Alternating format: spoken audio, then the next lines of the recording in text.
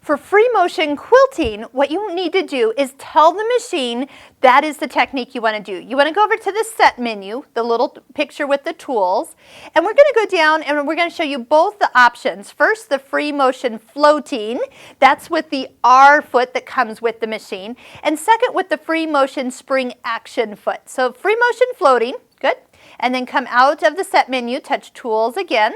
You'll notice your foot has changed and it recommends that you lower the feed dog. So go ahead and slide this little lever to the minus sign and the teeth go down. So the R foot kind of has this small little, okay, R, make sure you can be able to read that. And this little part here is north and south. So make sure that is in front of kind of that white ankle you're snapping that onto. Okay, so of course if you get one of the tables that Husqvarna Viking has that slides on here, it really helps your work space. And also too, you can get the get a cabinet where you can really sink your machine down into it. It really makes a difference.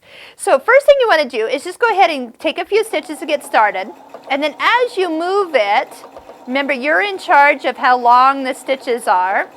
You can also, let's set the needle to stop in the down position, and then we can adjust the speed if you find that you are working with a nice medium speed. It's kind of like having cruise control. So adjust the speed as needed. Then that way as you step on your foot control, you can match and marry your movement of your hands to the speed of the machine. See how nice and even that's moving? And I can go ahead and move it with that. Let's take a look at the back. Sometimes with the free motion floating foot, you might need to do some attention adjustments. So here's what it looks like on the front, looks really good. And then on the back, I'm getting just a little extra pull to the back side. See where it's kind of looking a little spider webby, little nubs. I can run my fingernail across that and feel that the tension has been pulled to the back sides. So if it's pulled to the back side, we need to bring it up a little bit more so those two threads are linking more inside the batting. So let's go ahead and increase the tension up. I always go a whole number's worth and then just see if that makes the difference here. So I don't see any bobbin thread coming up to the top just yet.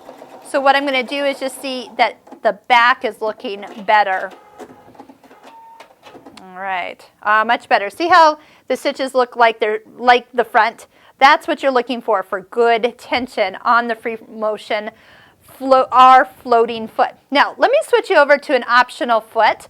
This foot is the open toe free motion spring foot, available at your local Husqvarna Viking dealer. And first thing, so I don't forget, is go back into the set menu, touch the tools, and change it off of free motion floating and then on to free motion spring action foot.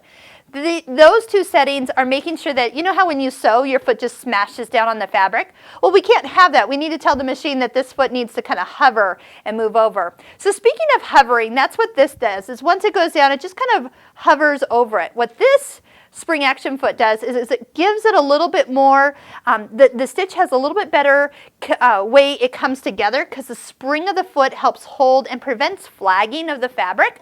So you do need your screwdriver to take this out. So take out the screw on the side.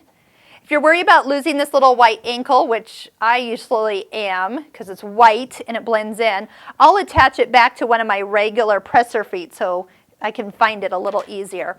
So the spring action foot just slides up the ankle, and then this part here needs to be above, there we go, above the screw that takes your needle in and out. So kind of get everything lined up, get that screw back in and tightened.